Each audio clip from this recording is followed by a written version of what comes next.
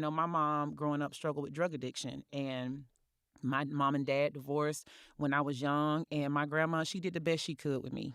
She was taking care of my grandfather, who was down with Alzheimer's by the time I moved. So she had a lot on her, and now you're trying to raise a little girl. I was a handful, a little bit. But the buffer that she provided for me was that I knew I had a place to go home. Yeah. Because a lot of my friends or people in my community whose parents were consumed by drug addiction, some of them went to foster care.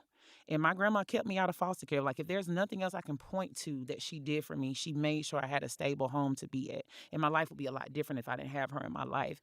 But making sure that there is that buffering system, and that's what we act as coaches, partnering with our families, because it gets overwhelming. Out here trying to hustle up, the odds are against you. You live in Bankhead, and you see these $400,000, $500,000 townhomes going up, and you can't make your rent, and the changes that are happening aren't necessarily happening for you, and you trying to figure out, how do I fit in a community that I've been in for generations?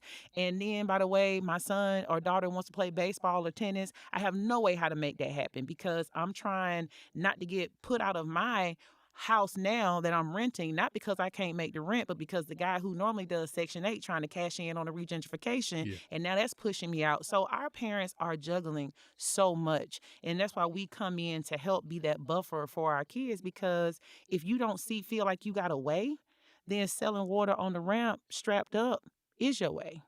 So, and bringing it back to Gresham Park, I experienced it. There's a correlation that I can see now as an adult, a correlation between performance and protection. It is hard to perform when you know you aren't protected.